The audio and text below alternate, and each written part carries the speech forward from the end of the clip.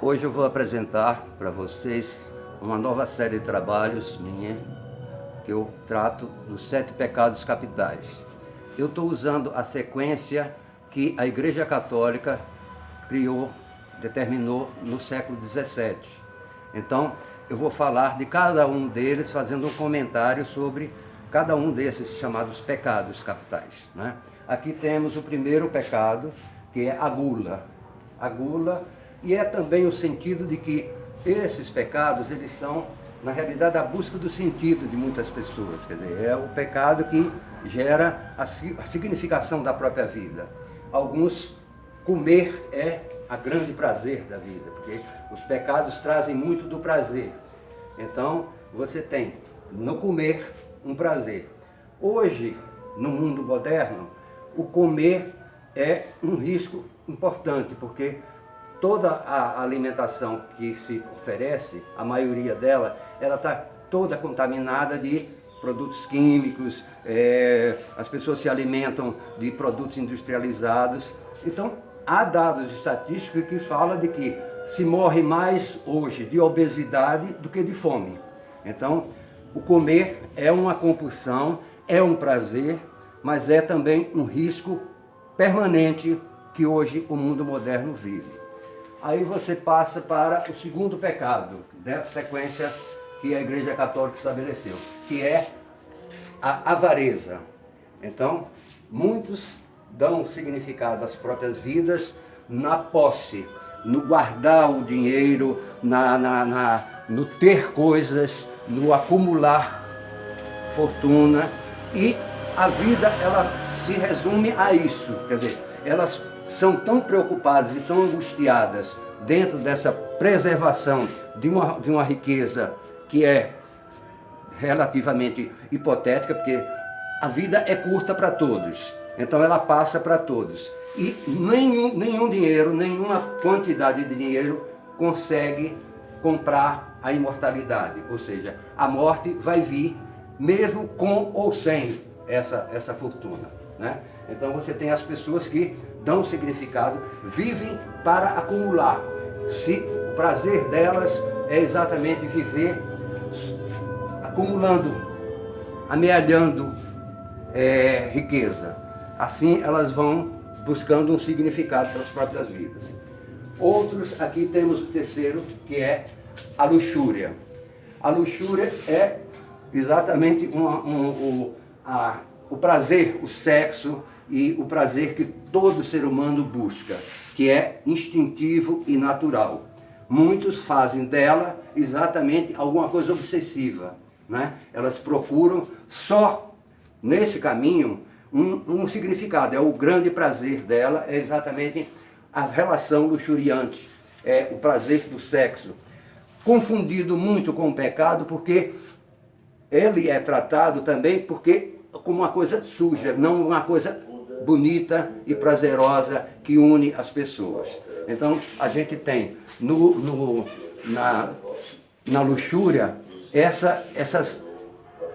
esses preconceitos, quando é exatamente o animal humano, ele tem a necessidade da sexualidade e do prazer, que é exatamente a luxúria representa. Aqui temos a ira. A ira é o pecado da raiva, da animosidade, do ódio para com o outro, da insatisfação e da vingança. O Nietzsche, Assim Falava Zaratustra, ele disse uma frase que ele diz o seguinte: não é pela ira, mas sim com o sorriso que se mata. Então, você tem a raiva, a ira, como digamos assim, uma epidemia que o mundo vive hoje, onde uns contra os outros, como se a força, a violência fosse capaz de dar algum tipo de significado à vida. Então as pessoas buscam esse caminho, muitos, e aí está aí, o índice de criminalidade no mundo é assustador, as guerras, é tudo formado por esse caminho da ira. Aqui temos uma outra série, quer dizer, um outro trabalho que fala exatamente o pecado da inveja. Essa é a coisa, o olhar para o outro, o soslaio, é olhando o quintal do outro, a vida do outro, o que o outro tem, como o outro vive, se o outro é feliz, se o outro é visto, quanto elas se sentem com inveja. E essa questão da inveja é o pecado que as pessoas mais negam. Todo mundo admite muitos dos outros, mas ninguém disse invejoso. Mas assim é um mundo competitivo que se vive, a inveja está presente em todas as ações, quase as pessoas em relação ao que ela tem, o que ela deixa de ter, a família que tem, a felicidade que diz que tem, e publicam e vivem dessa busca em relação ao outro, comparando-se à própria vida, como se ela tivesse um significado para que fosse melhor e maior do que a do outro. Aqui temos a preguiça. A preguiça que é exatamente combatida porque o mundo oferece as possibilidades para você fazer um ócio produtivo, e você pode ser, a preguiça ser também uma coisa positiva para as pessoas. Mas hoje temos a preguiça contaminada nos meios.